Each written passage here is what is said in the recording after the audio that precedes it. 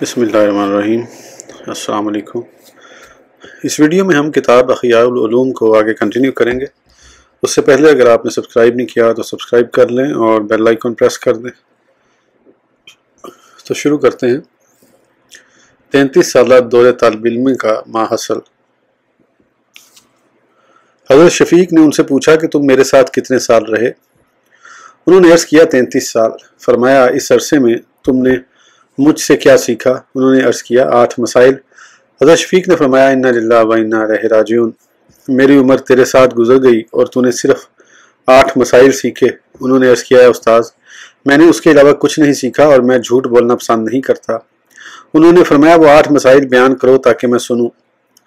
حضرت حاتم نے فرمایا میں نے اس مخلوق پر نظر کی تو دیکھا کہ ہر شخص ایک محبوب سے محبت کرتا ہے اور وہ اپنے محبوب کے ساتھ قبر تک جاتا ہے۔ قبر تک پہنچنے کے بعد وہ اس سے جدا ہو جاتا ہے تو میں نے نیکیوں کو اپنا محبوب بنایا۔ جب میں قبر میں جاؤں گا تو میرا محبوب میرے ساتھ داخل ہوگا۔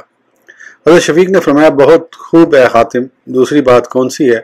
انہوں نے عرض کیا میں نے اللہ تعالیٰ سے اس ارشاد گرامی میں نظر کی۔ ترجمہ اور جو شخص اپنے رب کے سامنے کھڑا ہونے سے ڈرا اور اپنے نفس کو خواہش سے بچایا جنت اس کا ٹھکانہ ہے۔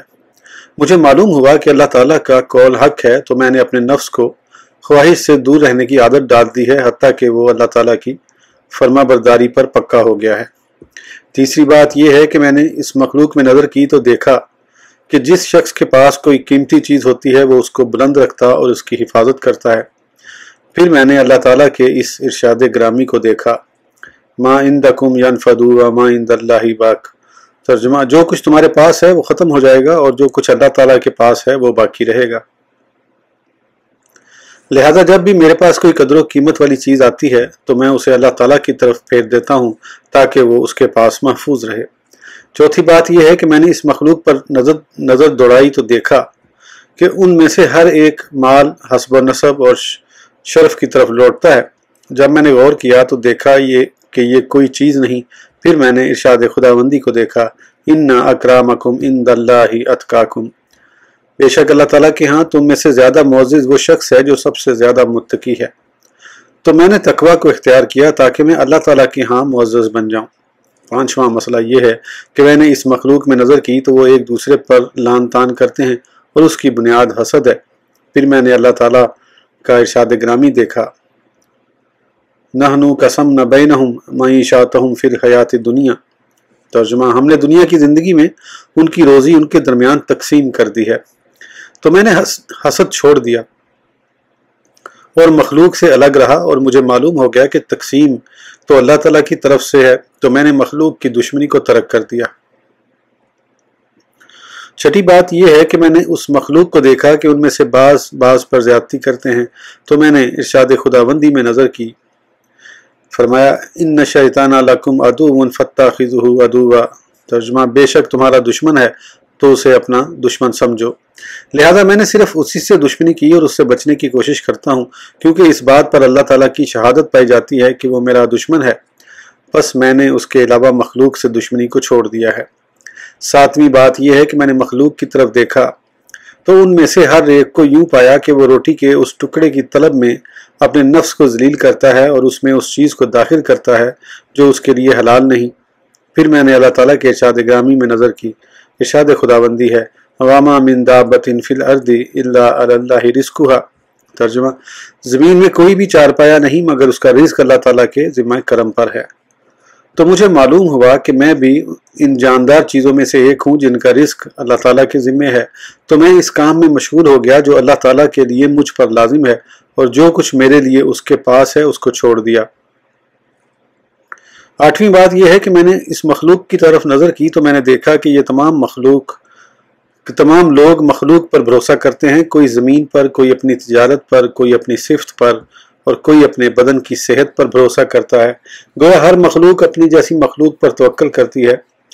پھر میں نے اللہ تعالیٰ کے ارشاد گرامی کی طرف رجوع کیا۔ ارشاد خداوندی ہے وَمَن يَتَوَكَّلْ عَلَى اللَّهِ فَهُوَ حَسْبُهُ۔ ترجمہ اور جس نے اللہ تعالیٰ پر بھروسہ کیا وہ اس کے لیے کافی ہے۔ حضرت شفیق نے فرمایا اے حاتم اللہ تعالیٰ تجھے توفیق عطا فرمائے۔ میں نے تورات، انجیل، زبور اور قرآن مجید کے علوم کو دیکھا تو خیر اور دیانت کی تمام اقسام کو یوں پایا کہ وہ ان 8 مسائل کے گرد گھومتے ہیں، لہذا جس نے ان پر عمل کیا اس نے چاروں کتابوں پر عمل کر لیا۔ تو اس طرح کے فن کو حاصل کرنے اور سمجھنے کا اہتمام علماء آخرت ہی کرتے ہیں۔ جہاں تک علماء دنیا کا تعلق ہے تو وہ اس چیز میں مشغول ہوتے ہیں جس کے ذریعے مال اور مرتبے کا حصول آسان ہو جائے، اور اس قسم کے علوم جن کے ساتھ اللہ تعالیٰ نے انبیاء اکرام علیہ السلام کو بھیجا ان کو چھوڑ دیتے ہیں۔ حضرت ضحاک بن مزاحم نے فرمایا، میں نے ان اسلاف کو پایا کہ وہ ایک دوسرے کو تقوی سکھاتے تھے، اور آج یہ لوگ کلام کے علاوہ کچھ نہیں سیکھے۔ علماء آخرت کی ایک علامت یہ ہے کہ وہ کھانے پینے میں آسائش، لباس میں زیب و زینت، گھریلو سامان اور مکان میں زیادہ حسن و خوبصورتی کی طرف مائل نہیں ہوتے، بلکہ ان تمام چیزوں میں میانہ روی اختیار کرتے ہیں، اور اس سلسلے میں پہلے بزرگوں کا طریقہ اختیار کرتے ہیں، اور کم از کم پر اکتفا کرنے کی طرف متوجہ ہوتے ہیں۔ جب بھی قلیل مقدار کی طرف ان کا میلان بڑھے گا، اللہ تعالیٰ کا قرب زیادہ ہوگا اور علماء آخرت کے مرتبے کی طرف ترقی کرے گا۔ اس سلسلے میں حضرت ابو عبداللہ خواص رحم اللہ کی حکایت شاہد ہے۔ وہ حضرت حاتم اسم رحم اللہ کے شاگردوں میں سے تھے۔ وہ فرماتے ہیں، میں حضرت حاتم کے ہمراہ علاقہ رہ کی طرف گیا۔ ہمارے ساتھ 320 افراد تھے اور ہم حج کا ارادہ رکھتے تھے۔ وہ سب کمبل پوش تھے، نہ اس کے پاس توشہ دان تھا اور نہ کھانا۔ ہم ایک تاجر کے پاس اترے جو تنگ دست تھا لیکن مساکین سے محبت کرتا تھا۔ اس نے اس رات ہماری مہمان نوازی کی۔ جب دوسرا دن ہوا تو اس نے حضرت حاتم سے کہا، آپ کی کچھ ضرورت ہو تو بتائیں، کیونکہ میں ایک فقیہ کی عیادت کے لیے جا رہا ہوں جو بیمار ہے۔ حضرت حاتم نے فرمایا، بیمار پرسی فضیلت کا کام ہے اور فقیہ یعنی عالم کو دیکھنا عبادت ہے، لہٰذا میں بھی تمہارے ساتھ جاتا ہوں۔ جو شخص بیمار تھا وہ محمد بن مقاتل تھے جو رے کے قاضی تھے۔ جب ہم دروازے پر پہنچے تو دیکھا کہ ایک بلند اور خوبصورت محل ہے۔ حضرت حاتم سوچ میں پڑ گئے اور فرمانے لگے، ایک عالم کا دروازہ اس انداز کا۔ پھر انہیں اجازت دی گئی تو اندر داخل ہوئے تو کیا دیکھا کہ ایک خوبصورت اور نہایت کشادہ مکان ہے اور اس پر پردے لٹکے ہوئے ہیں۔ حضرت حاتم متفکر ہو گئے، پھر اس مجلس کی طرف گئے جس میں وہ قاضی صاحب تھے تو دیکھا کہ ایک نرم بچھونا ہے، وہ اس پر آرام فرما ہے۔ سر کی طرف ایک غلام پنکھا لیے کھڑا ہے۔ تاجر جو زیارت کے لیے آیا تھا سر کے پاس بیٹھا اور حال دریافت کرنے لگا، جبکہ حضرت حاتم اسی طرح کھڑے تھے۔ ابن مقاتل نے ان کی طرف اشارہ کیا کہ بیٹھ جائیں۔ انہوں نے فرمایا، میں نہیں بیٹھوں گا۔ اس نے پوچھا، آپ کو کوئی کام ہے؟ فرمایا، ہاں۔ کہا، کیا ہے؟ فرمایا، میں آپ سے ایک مسئلہ دریافت کرنا چاہتا ہوں۔ انہوں نے کہا، پوچھئے۔ آپ نے فرمایا، سیدھے ہو کر بیٹھ جائیں تاکہ میں آپ سے سوال کروں۔ وہ سیدھے ہو کر بیٹھ گئے۔ حضرت حاتم رحم اللہ نے فرمایا، آپ نے یہ علم کہاں سے حاصل کیا ہے؟ انہوں نے کہا، نہایت بااعتماد حضرات نے مجھ سے بیان کیا۔ پوچھا، انہوں نے کس سے حاصل کیا؟ کہا، رسول اکرم صلی اللہ علیہ وسلم کے صحابہ کرام سے۔ پوچھا، صحابہ کرام نے کس سے علم حاصل کیا؟ کہا، رسول اکرم صلی اللہ علیہ وسلم سے۔ پوچھا، رسول کریم صلی اللہ علیہ وسلم نے کس سے حاصل کیا؟ فرمایا، حضرت جبرائیل کے ذریعے اللہ تعالیٰ سے حاصل کیا ہے۔ حضرت حاتم رحم اللہ نے پوچھا کہ جو کچھ حضرت جبرائیل علیہ السلام نے اللہ تعالیٰ کی طرف سے پہنچایا حضور علیہ السلام سے صحابہ کرام تک، اور صحابہ کرام نے شکا اور بااعتماد لوگوں تک پہنچایا، اس میں آپ نے سنا ہے کہ جس شخص کا مکان اونچا اور وسیع ہو اللہ تعالیٰ کے ہاں اس کی قدر و منزلت زیادہ ہوگی؟ انہوں نے کہا، نہیں۔ پوچھا، آپ نے کیا سنا ہے؟ انہوں نے کہا، میں نے یہ سنا ہے کہ جو شخص دنیا سے بے رغبتی اختیار کرے گا آخرت میں رغبت کرے گا، مساکین سے محبت کرے گا، آخرت کے لیے آگے بھیجے گا، اللہ تعالیٰ کی ہاں اس کا مقام و مرتبہ ہوگا۔ حضرت حاتم رحم اللہ نے پوچھا، تو آپ نے کس کی پیروی کی ہے؟ نبی اکرم صلی اللہ علیہ وسلم کی، صحابہ کرام، صالحین کی، یا فرعون اور نمرود کی جس نے سب سے پہلے چونے اور اینٹوں کا مکان بنایا؟ اے علماء سو، ایک جاہل حریص اور دنیا سے رغبت کرنے والا جب تمہارے جیسے لوگوں کو اس حالت میں دیکھتا ہے تو کہتا ہے کہ ایک عالم اس حالت میں ہے تو کیا میں اس سے بدتر نہیں؟ اس کے بعد حضرت حاتم وہاں سے چلے گئے اور ابن مقاتل کی بیماری بڑھ گئی۔ ہو سکتا ہے ابن مقاتل اور ان کے درمیان جو گفتگو ہوئی تھی اہل رے کو اس کا علم ہو گیا۔ انہوں نے حضرت حاتم سے کہا کہ قزوین میں تنافسی کو اس سے زیادہ فراخی حاصل ہے۔ حضرت حاتم قصداً ادھر چل پڑے۔ جب اس کے پاس داخل ہوئے تو فرمایا، اللہ تعالیٰ تم پر رحم فرمائے، میں ایک اجمی شخص ہوں، دین کی ابتدائی باتیں اور نماز کی چابی یعنی وضو کے بارے میں سیکھنا چاہتا ہوں۔ میں نماز کے لیے کیسے وضو کروں؟ انہوں نے کہا، بہت بہتر۔ پھر غلام سے کہا کہ پانی کا برتن لاؤ۔ وہ برتن لائے تو تنافسی نے بیٹھ کر وضو کیا اور 3 بار اعضاء کو دھویا۔ پھر کہا کہ اس طرح وضو کرو۔ حضرت حاتم نے فرمایا آپ اپنی جگہ ٹھہریں تاکہ میں آپ کے سامنے وضو کروں اور میرا مقصد مضبوط ہو جائے۔ تنافسی کھڑے ہو گئے اور حاتم بیٹھ گئے، وضو کیا اور بازوؤں کو 4 بار دھویا۔ تنافسی نے کہا اے فلاں تو نے فضول خرچی کی ہے۔ حضرت حاتم نے اس سے فرمایا کس چیز میں؟ کہا آپ نے اپنے بازوؤں کو 4 بار دھویا۔ حضرت حاتم نے فرمایا سبحان اللہ العظیم، میں نے ایک چلو پانی میں اسراف کیا اور تم نے ان تمام چیزوں کو جمع کر کے بھی اسراف نہیں کیا۔ تنافسی کو معلوم ہو گیا کہ ان کا مقصد یہ تھا، سیکھنا مقصود نہ تھا۔ وہ گھر میں داخل ہو گئے اور 40 دن تک لوگوں کی طرف باہر نہ آئے۔ جب حضرت حاتم بغداد پہنچے تو تمام اہل بغداد ان کے پاس اکٹھے ہو گئے اور کہنے لگے اے ابو عبد الرحمن، آپ ایک اجمی شخص ہیں اور رک رک کر بات کرتے ہیں، مگر آپ سے جو بھی کلام کرتا ہے اس کا منہ توڑ جواب دیتے ہیں۔ انہوں نے فرمایا مجھے 3 باتیں حاصل ہیں، میں انہیں اپنے مخالف کے سامنے ظاہر کرتا ہوں۔ جب میرا مخالف درست بات کرتا ہے تو میں خوش ہوتا ہوں، جب وہ غلطی کرتا ہے تو میں غمگین ہو جاتا ہوں اور مخالف کے ساتھ جہالت کا سلوک کرنے سے اپنے نفس کو بچاتا ہوں۔ یہ بات حضرت امام احمد بن حنبل رحمہ اللہ تک پہنچی تو انہوں نے فرمایا سبحان اللہ، وہ کتنے عقلمند شخص ہیں، ہمیں بھی ان کے پاس لے چلو۔ جب ان کے پاس پہنچے تو امام احمد نے ان سے پوچھا اے ابو عبد الرحمن، دنیا سے سلامتی کس بات میں ہے؟ انہوں نے فرمایا اے ابو عبداللہ، جب آپ میں 4 خصلتیں نہ ہوں آپ دنیا سے نہیں بچ سکتے۔ نمبر 1، لوگوں کی جہالت سے درگزر کرو۔ نمبر 2، ان کے ساتھ جہالت سے پیش نہ آؤ۔ نمبر 3، ان کو کچھ دو۔ نمبر 4، اور ان کے مال سے مایوس رہو۔ جب تمہاری یہ حالت ہوگی تو دنیا سے بچ جاؤ گے۔ پھر حضرت حاتم مدینہ منورہ چلے گئے۔ اہل مدینہ نے آپ کا استقبال کیا۔ آپ نے فرمایا اے قوم، یہ کون سا شہر ہے؟ انہوں نے عرض کیا کہ رسول اکرم صلی اللہ علیہ وسلم کا مدینہ طیبہ ہے۔ فرمایا رسول اکرم صلی اللہ علیہ وسلم کا محل کہاں ہے جہاں میں نماز پڑھوں؟ انہوں نے عرض کیا آپ کا تو کوئی محل نہ تھا، آپ کا خانہ اقدس زمین کے بالکل قریب تھا، بہت بلند نہ تھا۔ فرمایا صحابہ کرام کے محلات کہاں ہیں؟ انہوں نے عرض کیا ان کے بھی محلات نہیں تھے، ان کے گھر بھی زمین سے ملے ہوئے پشت تھے۔ حضرت حاتم نے فرمایا اے قوم، پھر تو یہ فرعون کا شہر ہے۔ جب چنانچہ لوگ آپ کو پکڑ کر بادشاہ کے پاس لے گئے اور کہا کہ یہ ایک اجمی شخص ہے اور کہتا ہے کہ یہ فرعون کا شہر ہے۔ حاکم نے پوچھا ایسا کیوں ہے؟ حضرت حاتم نے فرمایا مجھ پر جلدی نہ کیجیے، میں ایک اجمی مسافر آدمی ہوں۔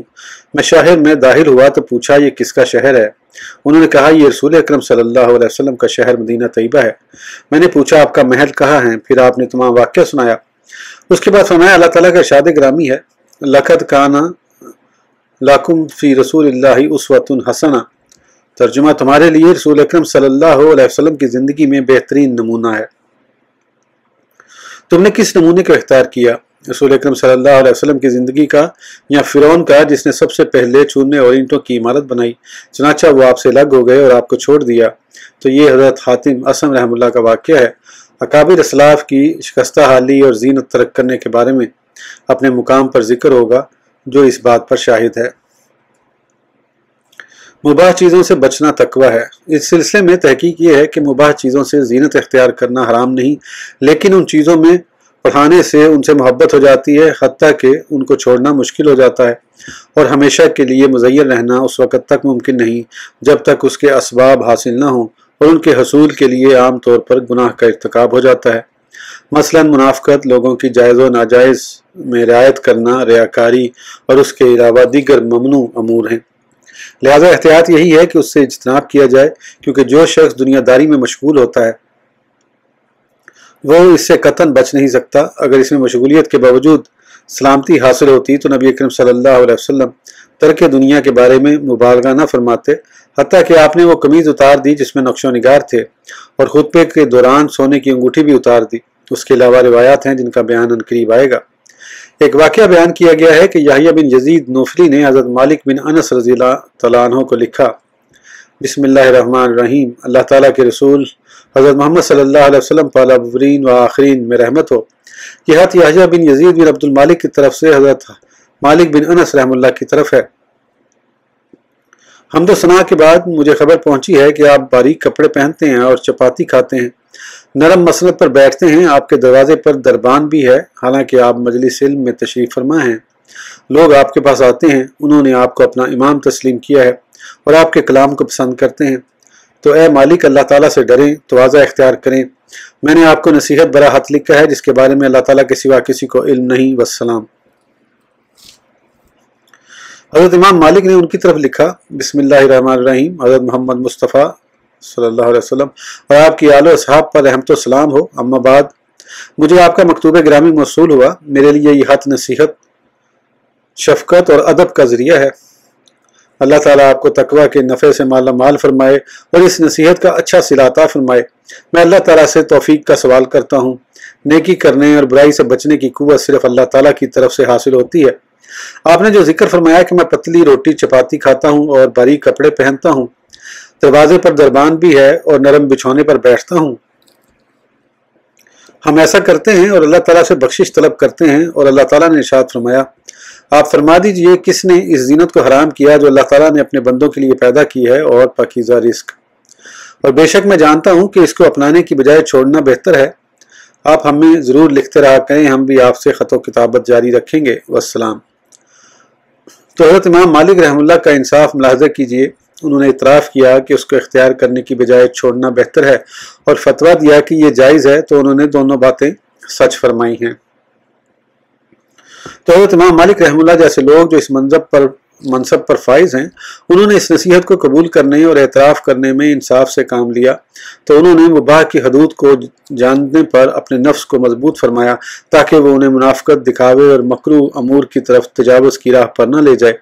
لیکن دوسرے لوگ اس پر قادر نہیں، لہذا مباح چیزوں کے ساتھ لذت حاصل کرنے کی طرف مائل ہونے میں بہت بڑا خطرہ ہے، اور یہ چیز اللہ تعالیٰ کے خوف و خشیت سے بعید ہے، جبکہ علماء ربانیین کا خاصہ خشیت ہے، اور خشیت کی حیثیت یہ ہے کہ وہ اس جگہ سے بھی دور رکھتی ہے جہاں خطرات کا خدشہ ہو۔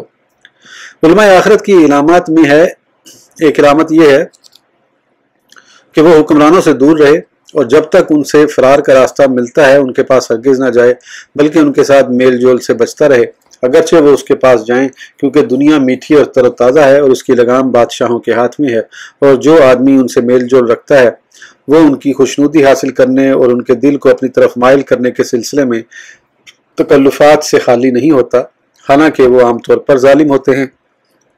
لہذا ہر دیندار پر لازم ہے کہ ان پر اعتراض کرے اور ان کے مظالم کو ظاہر کر کے ان کے دل کو تنگ کرے اور ان کے عمل کی برائی بیان کرے، لیکن جو شخص ان کے پاس جاتا ہے وہ یا تو ان کے بناؤ و سنگار کو دیکھتا ہے اور اپنے اوپر اللہ تعالیٰ کی نعمتوں کو حقیر سمجھتا ہے، یا ان پر تنقید کرنے سے خاموش ہو جاتا ہے، لہذا وہ منافقت کا مرتکب ہوتا ہے، یا ان کی خوشنودی حاصل کرنے کے لیے پرتکلف کلام کرتا ہے اور ان کی حالت کی تحسین کرتا ہے، اور یہ واضح جھوٹ ہے، یا اسے لالچ ہو گیا کہ بادشاہوں کی دنیا سے کچھ حاصل کرے، اور یہ حرام ہے۔ حلال و حرام کے بیان میں آئے گا کہ بادشاہوں سے کیا کہنا جائز ہے اور کون کون سے عطیات و انعامات لینا ناجائز ہے۔ خلاصہ کلام یہ ہے کہ ان کے ساتھ میل جول برائیوں کی چابی ہے، جبکہ علماء آخرت کا طریقہ احتیاط ہے۔ اس ویڈیو کے لیے اتنا ہی، پھر انشاءاللہ اگلی ویڈیو میں آگے کنٹینیو کریں گے۔ اس وقت تک کے لیے اجازت دیجیے، سبسکرائب کرنا نہ بھولیں۔ اللہ حافظ۔